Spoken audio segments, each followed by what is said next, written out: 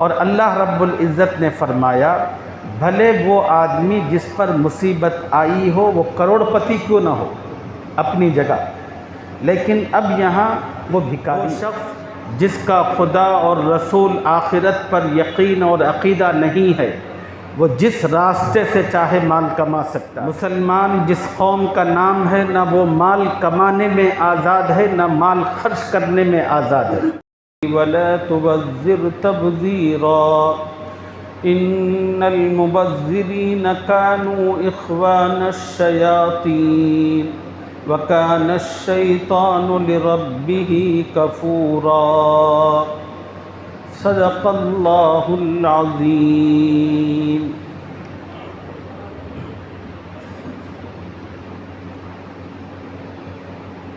پندرہویں پارے کے رکوع نمبر 3 اور 4 میں اللہ رب العزت نے وہ خوبصورت اصول بیان فرمائے ہیں، اگر مسلمان ان اصولوں کو اپنائیں اور اس کے مطابق اپنی زندگی کر لیں تو اللہ تعالیٰ ان کی زندگیوں میں امن، سکون، خوشحالی کا دورہ فرمائیں گے۔ دنیا میں بھی اللہ تعالیٰ ان کو عزت، کامیابی عطا کریں گے اور آخرت کی زندگی کی لازوال کامیابی بھی انہی کا مقدر بنے گی۔ مسلمانوں کو اپنا سماج، اپنی سوسائٹی کن اصولوں پر کھڑی کرنی ہے، اس میں سے 2 اصول اب تک آپ احباب کی خدمت میں عرض کیے جا چکے ہیں۔ پہلا اصول تھا صرف اور صرف اللہ تعالیٰ کی عبادت اور بندگی، اللہ کی عبادت و بندگی میں کسی کو شریک نہ کرنا۔ دوسرا اصول تھا ماں باپ کے ساتھ حسن سلوک کرنا، ان کی خدمت کرنا، ان کی ضرورتوں کا خیال کرنا۔ اس سے متعلقہ تفصیل بھی آپ کی خدمت میں عرض کی جا چکی۔ تیسرا اصول اللہ تعالیٰ نے بیان فرمایا تھا، اس میں سے کچھ حصے کی تفصیل کل ہم نے آپ کی خدمت میں عرض کی تھی، کچھ باتیں ہیں اس پر بھی آج کی مجلس میں روشنی ڈالیں گے اور چوتھا اصول بھی بیان کریں گے۔ تیسرا اصول تھا رشتہ داروں کے حقوق ادا کرنا۔ ایک مسلمان پر فقط اتنی ذمہ داری نہیں ہے کہ وہ اپنے ماں باپ کا خیال کرے، بلکہ اس پر ذمہ داری اس سے آگے بڑھ کر یہ آتی ہے کہ وہ اپنے رشتہ داروں کا بھی خیال کرے۔ اور رشتہ داری 2 طرح کی ہوتی ہے، ایک قریبی رشتہ داری، ایک دور کی رشتہ داری۔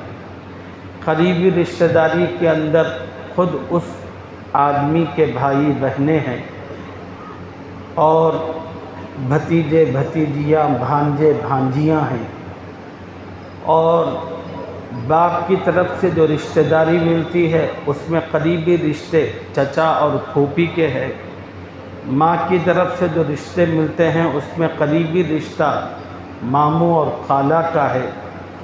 اللہ تعالیٰ نے فرمایا کہ اے ایمان والو، اگر اللہ نے تمہیں استطاعت دی ہے تو اب تمہاری ذمہ داری یہ ہے کہ اپنے قریبی رشتہ داروں پر نظر کرو، اگر ان میں سے کوئی ضرورت مند ہے، محتاج ہے تو تم ان کی بھی خدمت کرو، اور اگر قریبی رشتہ داروں میں سب ٹھیک ہے تو پھر اللہ نے کہا کہ دور کے رشتہ داروں پر نظر ڈالو۔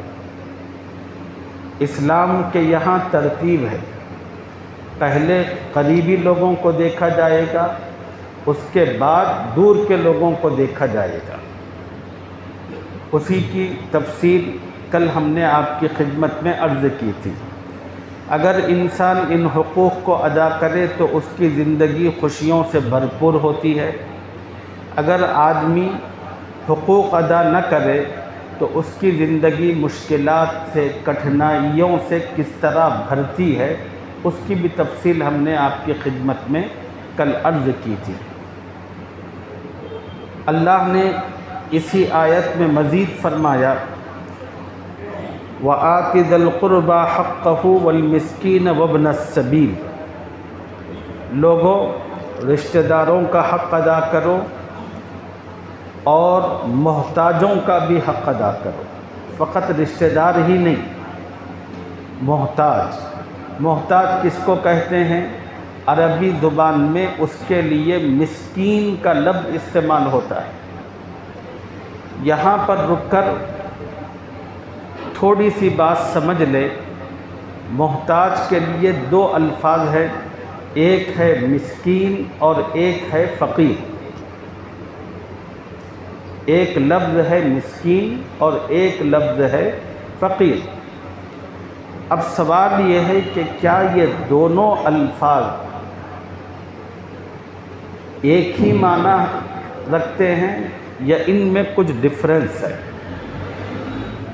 جیسے مثال کے طور پر اردو میں بھی ایسے بہت سارے الفاظ ہیں کہ جو ایک ہی معنی بتاتے ہیں، مارو پیٹو ایک ہی لفظ ہے، دو لفظ ہیں لیکن دونوں کا معنی ایک ہی ہے۔ ایسے ہی مسکین اور فقیر یہ دو الگ الگ الفاظ ہیں۔ سوال یہ ہے کہ کیا ان دونوں کا معنی الگ الگ ہے یا ایک ہے؟ بعض علماء نے فرمایا کہ ان دو لفظوں کا ایک ہی معنی ہے، محتاج۔ بعض علماء نے فرمایا کہ نہیں، اس میں تھوڑا سا فرق ہے۔ کیا فرق ہے؟ فقیر اس کو کہتے ہیں جس کے پاس کچھ بھی نہ ہو، فقیر اس کو کہتے ہیں جس کے پاس کچھ بھی نہ ہو۔ مسکین اس کو کہتے ہیں جس کی زندگی کی ضرورتیں زیادہ ہوں اور جس کے وسائل کم ہوں، اس کو مسکین کہتے ہیں۔ فقیر جو آدمی ہے جس کے پاس کچھ بھی نہیں ہے، وہ اپنی ضرورت پوری کرنے کے لیے ہر کسی کے سامنے ہاتھ پھیلا دے گا۔ فقیر آدمی اپنی زندگی کی ضرورتوں کو پورا کرنے کے لیے ہر کسی کے سامنے اپنا مسئلہ رکھے گا اور اس سے مدد طلب کرے گا۔ لیکن جو مسکین لوگ ہوتے ہیں یہ بڑے خوددار لوگ ہوتے ہیں۔ اللہ تعالیٰ نے ان کو جو غیرت دی ہوئی ہوتی ہے، وہ غیرت اور شرافت ان کو اس بات کی اجازت نہیں دیتی کہ وہ لوگوں کے سامنے ہاتھ پھیلائے اور اپنی زندگی کے مسائل کو پیش کرے۔ اب یہ جو تعداد ہے مسکینوں کی، یہ ہمارے اپنے سماج میں بہت زیادہ ہے۔ مسکینوں کی تعداد ہمارے اپنے سماج میں بہت ہے۔ مسکینوں کو دیکھنے کے لیے بہت دور جانے کی ضرورت نہیں، آپ کے رشتہ داروں کو دیکھو، اڑوس پڑوس کو دیکھ لو، آپ کے مصلیوں میں دیکھ لو، بہت نظر آئیں گے۔ یہ وہ لوگ ہیں جو محنت کرتے ہیں، کام چور نہیں ہے، محنت کرتے ہیں۔ محنت کرنے کے بعد ان کو جو تنخواہ ملتی ہے وہ بڑی مختصر ملتی ہے۔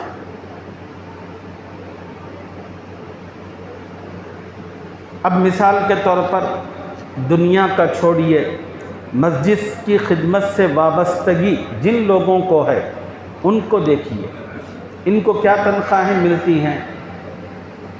10,000، 11,000، 12,000 یہ تنخواہ ملتی ہے۔ اب انہی پیسوں میں ان کو 30 دن کھانا کھانا ہوتا ہے، انہی پیسوں میں ان لوگوں کو ترکاری لانی بھی ہوتی ہے اور گھر کے تمام سودا سلف کا بھی انتظام کرنا ہوتا ہے، انہی پیسوں میں انہیں اپنے بچوں کو پڑھانا بھی ہوتا ہے، انہی پیسوں میں دوا دارو بھی کرنا ہوتا ہے۔ اب پھر رشتہ دار عزیز و اقارب ہے، کہیں آنا جانا ہے، پھر ان کے اپنے ماں باپ ہے، کبھی ان کا تقاضا ہوتا ہے کہ کچھ ان کی خدمت کی جائے۔ اب آپ بولیے کہ یہ 10,000 ہے یا 1,00,000 ہے؟ وہ کھائے گا کیا، پہنے گا کیا، کھلائے گا کیا، بچوں کو کیا دے گا، اتنی مختصر اور محدود پیسوں کے اندر۔ اور یہ صرف ایک مثال میں نے آپ کو دی۔ ایسے سماج میں سینکڑوں لوگ ہیں جن کی آمدنی کم ہے اور جن کے خرچ کے جو میدان ہے وہ بہت زیادہ ہے۔ اگر وہ کھانا کھاتا ہے تو بچوں کو پڑھا نہیں سکتا، بچوں کو پڑھاتا ہے تو فاقہ کرنا پڑے گا، اگر کسی نہ کسی طرح 2 مینیج اس نے کر لیا تو بچوں کو، بیوی کو کپڑے نہیں پہنا سکتا۔ یہ اس کے مسائل ہیں۔ اب یہ جو مسائل ہیں وہ اتنا شریف ہے، اس کی غیرت اس بات کا گوارا نہیں کرتی کہ وہ لوگوں کے سامنے نکل کر کہے کہ لوگوں میں بہت ضرورت مند ہوں، میری مدد کرو۔ اس کے اخلاق اس بات کی اس کو اجازت نہیں دیتے۔ بس وہ کڑتا ہے، اپنے صبر کرتا ہے، اپنی بیوی بچوں کو تسلی اور دلاسا دیتا ہے، زندگی گزارتا رہتا ہے۔ اب سماج میں جو مالدار لوگ ہیں، اب یہ کیا تماشا کرتے ہیں وہ سنیے۔ اب جو لوگ صاحب حیثیت ہیں، اب وہ جب زکوٰۃ وغیرہ اس مد میں کچھ نکالتے ہیں تو دیکھتے ہیں کہ بھئی غریب کہاں ہے، غریب کا، ارے نامعقول آدمی، غریب کو تجھے دیکھنے کی ضرورت کیا ہے؟ تیرے آس پاس بہت سارے ہیں، دے ان کو، کیوں نہیں دیتا ان کو؟ اس سے بڑھ کر مستحق اور کون ہو سکتا ہے؟ اس سے بڑھ کر اجر و ثواب تجھے اور کہاں ملے گا؟ یا نہیں دے گا وہ دیکھے گا کہ اور غریب کون ہے، اور غریب، وہ دیکھنے کی ضرورت نہیں ہے۔ آپ نے پوری دنیا کے انسانوں کا کوئی ٹھیکہ نہیں لے رکھا، یہ اللہ کا نظام ہے۔ اللہ کو جیسے چلانا ہوگا خدا اس طرح چلائے گا۔ آپ کا کام یہ ہے کہ آپ اپنے اڑوس پڑوس میں، جاننے والوں میں، دوستوں میں ان لوگوں کو دیکھیں۔ آپ کو پتہ ہے کہ آپ کے کون سا دوست ہے جس کی تنخواہ 15,000 20,000 ہے، اگر وہ گھر کا کرایہ ادا کرتا ہے تو فاقوں مرتا ہے۔ تمہیں پتہ ہے سب چیزوں کا، بھئی کیوں مدد نہیں کرتے؟ ان کو زکوٰۃ کیوں نہیں دیتے آپ؟ یہ اصل لوگ ہیں جن کو زکوٰۃ دینی چاہیے تاکہ ان کی زندگی کی سہولتیں آسانی کے ساتھ پوری ہوں۔ کہ ایک آدمی ہے بچوں کو پڑھا نہیں سک رہا اور وہ اس کے بچے سال کے 12 مہینے گلیوں میں وہاں یہاں کھیلتے رہتے ہیں۔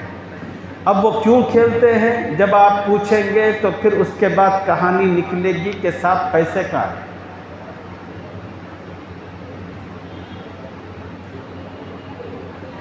تو میرے دوستو، یہ جو حق ہے مال کے اندر، جیسے ماں باپ کا ہے، پھر رشتہ دار کا، پھر اللہ نے حق رکھا مسکینوں کا۔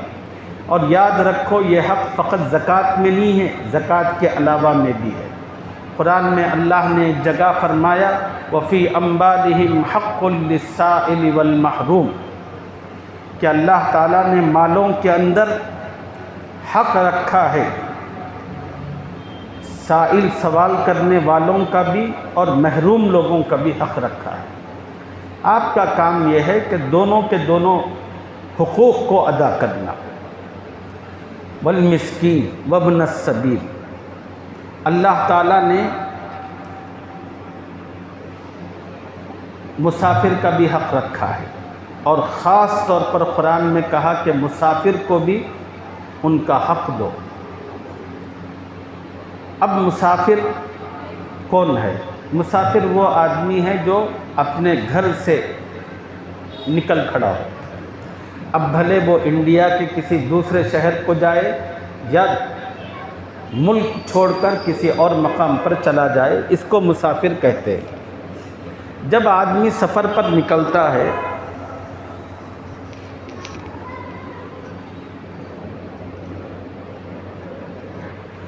بہت سارے قسم کے حادثات کبھی کبھار اس کو لاحق ہوتے ہیں۔ حضور صلی اللہ علیہ وسلم کی ایک حدیث ہے السفر سقر، السفر سقر، کہ سفر ایک مصیبت کا نام ہے۔ اب اس سفر میں ہوتا کیا ہے؟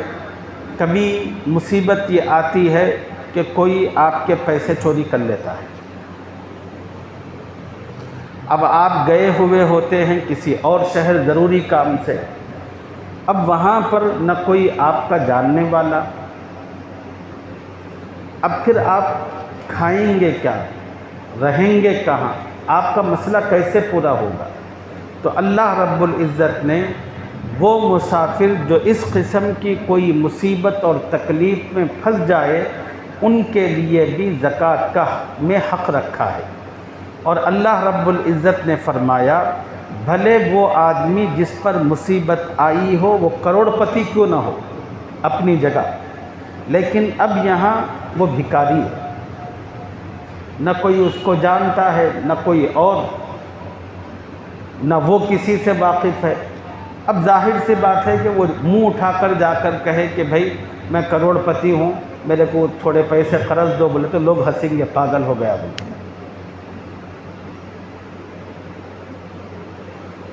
لوگ ہنسیں گے نہیں، لوگ اس کو ایک لطیفہ سمجھیں گے. اس لیے کہ ہر کسی کو کیا پتہ کہ آپ کون ہیں، آپ کی حیثیت کیا ہے.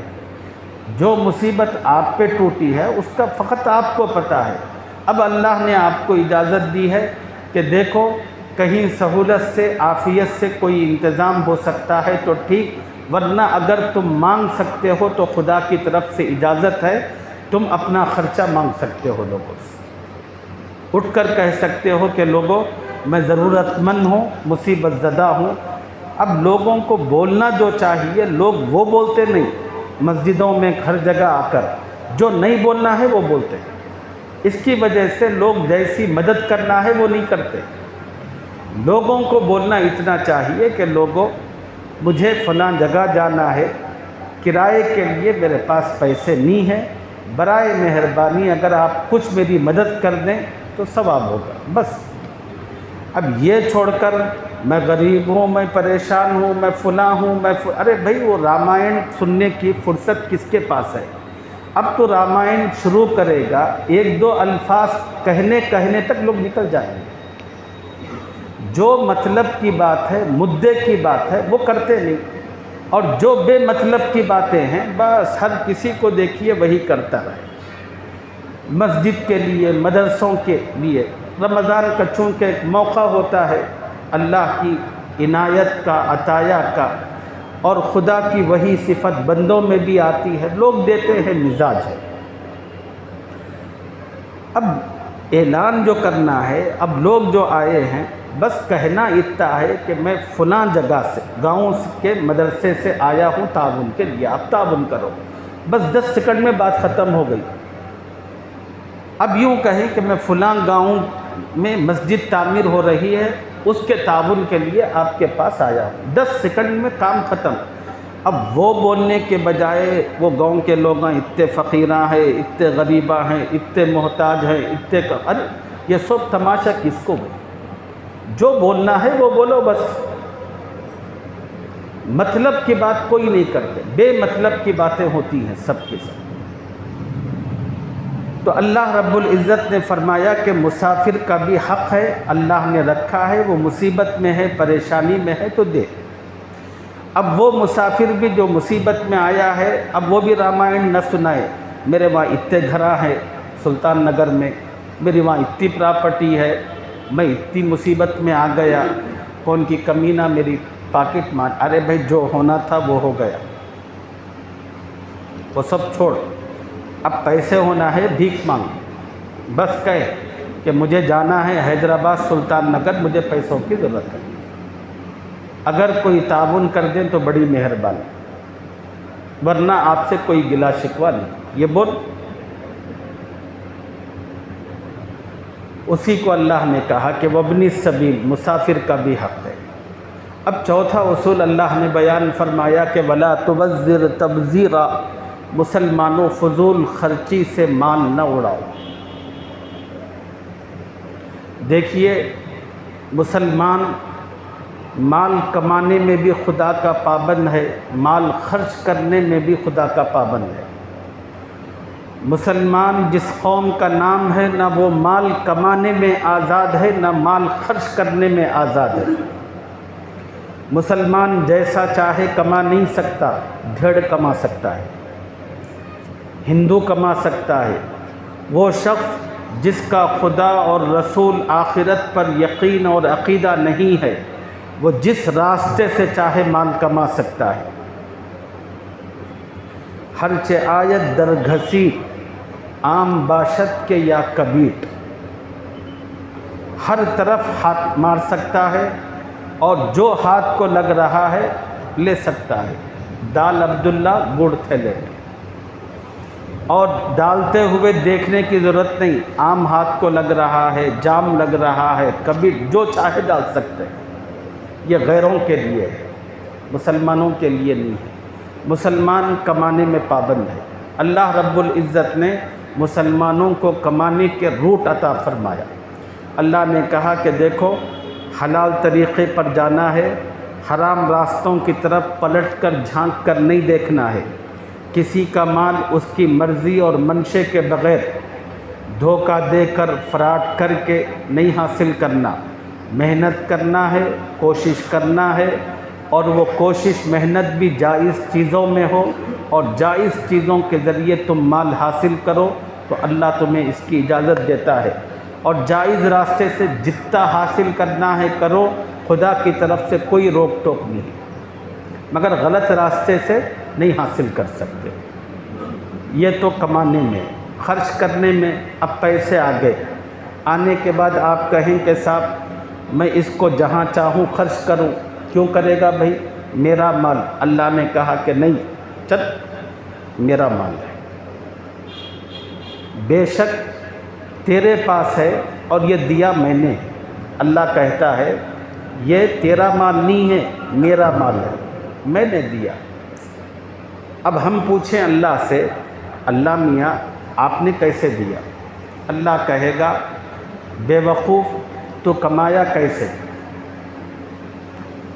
اپنے جسمانی قوت اور توانائی کو لگا کر، اپنے دماغ کو لگا کر، آنکھوں کی بینائی کو استعمال کرتے ہوئے، دماغ کی صلاحیتوں کو استعمال کرتے ہوئے، کانوں کی طاقتوں کو استعمال کرتے ہوئے۔ اب بتا، آنکھوں کی بینائی تیرا باپ دیا کہ خدا دیا؟ دماغ تیرا باپ دیا کہ اللہ دیا؟ جسمانی قوت اور طاقت تیرا باپ دیا کہ اللہ دیا؟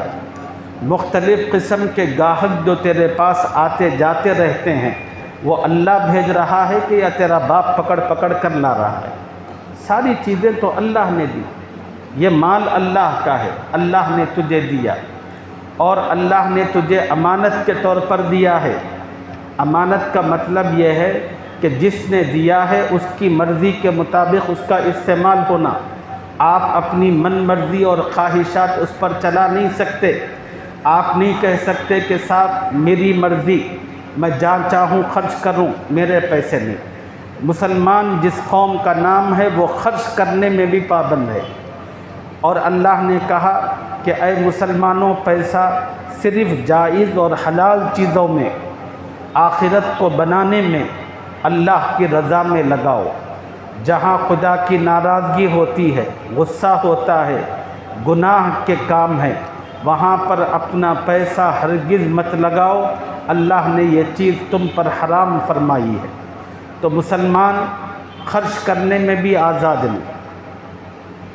تو اسی کو اللہ نے فرمایا کہ اے مسلمانوں، اگر تم فضول خرچی اپنے اندر لاؤ گے تو خدا نے جن کو دینے کا حق دیا ہے ان کا حق ختم ہو جائے گا۔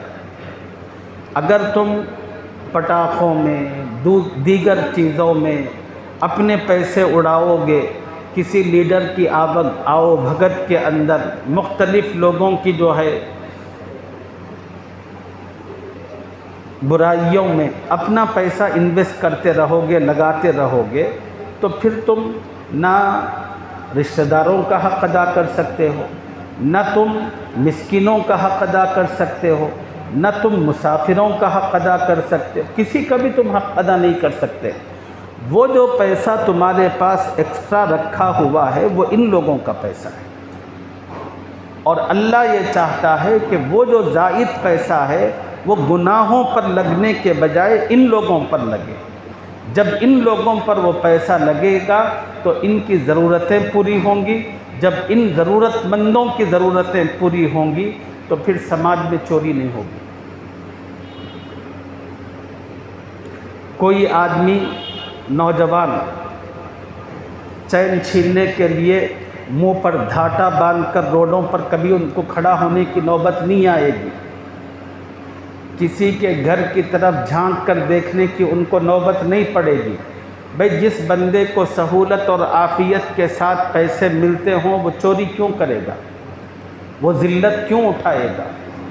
آدمی مجبور اور بے بس ہو کر یہ تمام غلط حرکتوں اور چیزوں کی طرف نکلتا ہے، اور اللہ رب العزت نے فرمایا کہ اے ایمان والو، پیسے کو اس کی جگہ اور اس کے حق پر استعمال کرو، ولا تبذر تبذیرا، اور فضول خرچی مت کرو۔ یہاں پر دو باتیں سمجھنے کی ہیں۔ پہلی بات یہ ہے کہ اللہ نے فضول خرچی کے لیے قرآن میں دو لفظ استعمال کیے، پہلا لفظ ہے اسراف اور دوسرا لفظ ہے تبذیر۔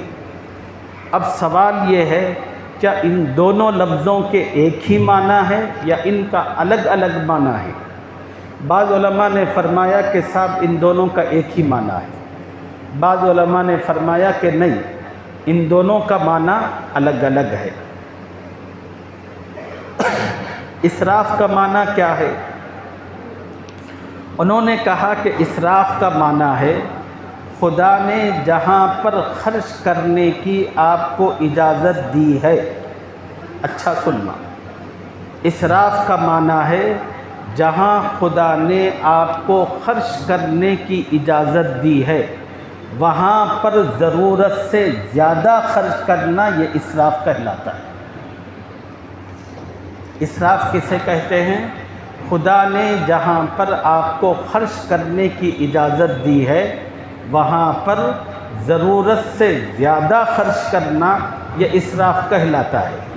مثلا آپ نے اپنے کچھ رشتہ داروں کو اپنے گھر دعوت پر بلایا، اب آپ دیکھتے ہیں کہ بھئی کتنے لوگوں کو میں نے دعوت دی، آپ تو حاتم تائی تو ہے نہیں، اب میں بھی ہوں تو دیکھتا ہوں کہ کتنے لوگوں کو، 12 لوگ، تو اب ہم ان کے مطابق گھر میں کھانا بناتے ہیں۔ اب 12 لوگ آنے والے ہیں، احتیاطاً 15 افراد کا کھانا بناتے ہیں۔ اگر کوئی اتفاق سے کچھ ساتھ بھی آ جائے تو کسی قسم کی مہمانوں کو پریشانی اور تنگی نہ ہو۔ اب آپ نے دعوت دی 12 لوگوں کی اور کھانا پکایا 30 لوگوں کا، یہ ہے اسراف۔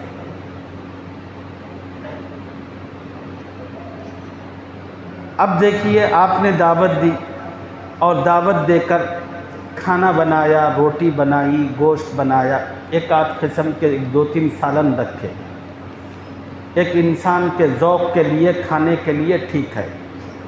اب آپ نے کھانا بنایا، 15 قسم کی بریانی ہے، 20 قسم کے چکن ہے، 15 قسم کے مٹن ہے، 30 قسم کا مٹھا ہے، یہ اسراف ہے، یہ حرام ہے۔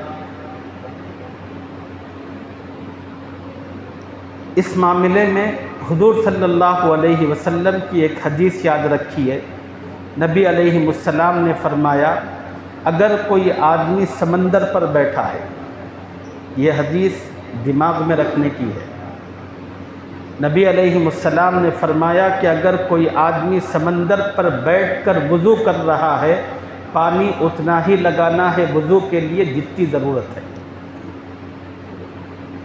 اور اگر وضو کرنے میں ضرورت سے زیادہ پانی کا استعمال کرے گا تو خدا کے یہاں پوچھو گے، اللہ کہے گا کہ بیٹا تیری ضرورت اتنے پانی سے ہو رہی تھی، زائد پانی تو لیا کیسے؟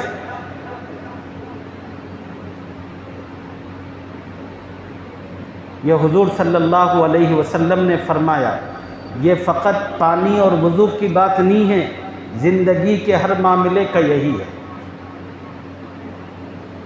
ہاں جہاں اللہ نے اجازت دی وہاں لگا رہے ہیں، ضرور لگائیے، ضرورت کی حد تک لگائیے، اس کو اسراف کہتے ہیں۔ اور دوسرا ہے تبذیر۔ تبذیر کسے کہتے ہیں؟ تبذیر کہتے ہیں ناجائز کاموں میں پیسہ خرچ کرنا، اس کو تبذیر کہتے ہیں۔ لیڈروں کے پیچھے، شادی کے موقع پر مختلف قسم کے ہنگاموں میں، گانے بجانے میں، ویڈیو گرافی میں، یہ تمام کا تمام پیسہ حرام ہے ایک مسلمان کے لیے خرچ کرنا۔ عرسوں کے موقع پر قبروں پر مختلف قسم کے گنبدیں بنانا اور قبروں کو جو ہے آرائش گاہ بنانا سب حرام ہے۔ اگر اس قسم کی اجازت ہوتی قبروں کو بنانے اور سنوارنے کی تو کائنات میں جس قبر کا سب سے زیادہ حق تھا وہ حضرت محمد رسول اللہ صلی اللہ علیہ وسلم کی قبر اطہر تھی۔ حضور صلی اللہ علیہ وسلم نے اپنی زندگی میں خدا سے دعا کی، اے اللہ میری قبر کو میرے مرنے کے بعد بت مت بنا۔ نبی کی دعا ہے، نبی نے فرمایا کہ اے اللہ میرے مرنے کے بعد میری قبر کو بت مت بنا۔ آپ دیکھیے جنت البقیع میں 10,000 سے زیادہ صحابہ کرام کی مزاریں موجود ہیں۔ سادگی کا وہ عالم ہے کہ ہم تصور اور اندازہ تک نہیں کر سکتے۔ بالکل مٹی، فیہا خلقناکم وفیہا نعیدکم ومنہا نخرجکم تارۃ اخری۔ قوالیاں کرنا، عرس کرنا، گانے بجانے کی محفلیں منعقد کرنا اور اس میں اپنا پیسہ لگانا سب کا سب حرام اور ٹوٹل ناجائز ہے۔ اسی کو اللہ نے فرمایا، اس کو تبذیر کہتے ہیں۔ ان المبذرین کانوا اخوان الشیاطین۔ آج ہوا کیا ہے؟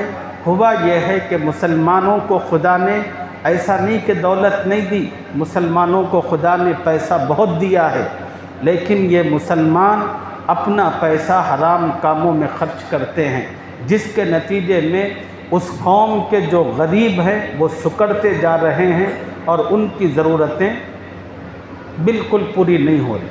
اگر مسلمان اس غلط روش کو ترک کر کے خدا کے حکم پر اپنا پیسہ حرام کاموں پر لگانے کے بجائے ضرورت مندوں پر لگائیں تو پھر سماج اور معاشرے کی تقدیر ہی بدل جائے۔ آخری بات اللہ نے کہی، ان المبذرین کانوا اخوان الشیاطین۔ سنو، فضول خرچی سے مال اڑانے والے یہ شیطان کے بھائی ہیں۔ امام ابو بکر جساس رحمۃ اللہ علیہ نے فرمایا، فضول خرچی کرنے والا شیطان کا بھائی دو طرح سے۔ پہلی طرح یہ ہے کہ جو شخص فضول خرچی کرتا ہے یہ اللہ کے حکم کے خلاف کرتا ہے، شیطان کو خوش کرتا ہے۔ فضول خرچی سے اللہ ناراض ہوتے ہیں، شیطان خوش ہوتا ہے۔ ہر وہ کام جس سے خدا ناراض ہو، شیطان مجھ سے بہت خوش ہوتا ہے۔ تو اس وجہ سے فضول خرچ کرنے والے کو شیطانی بھائی کہا۔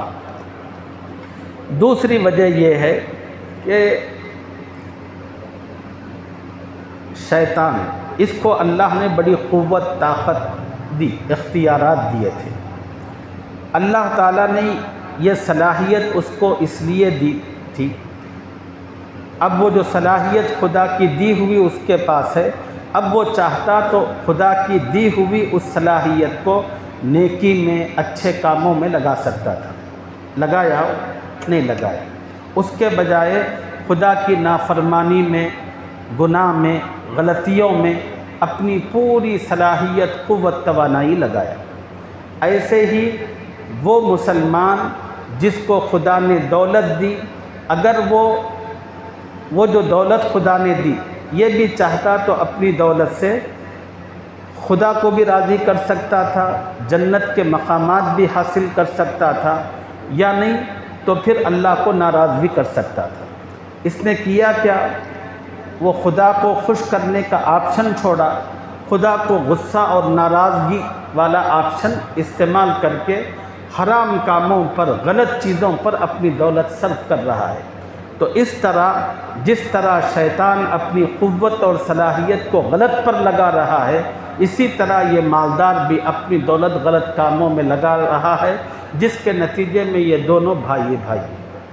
اسی کو اللہ نے فرمایا ان المبذرین کانوا اخوان الشیاطین،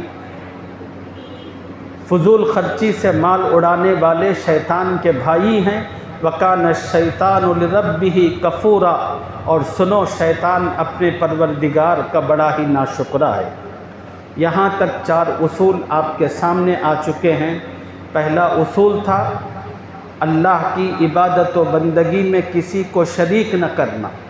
دوسرا اصول تھا ماں باپ کے ساتھ اچھا سلوک کرنا۔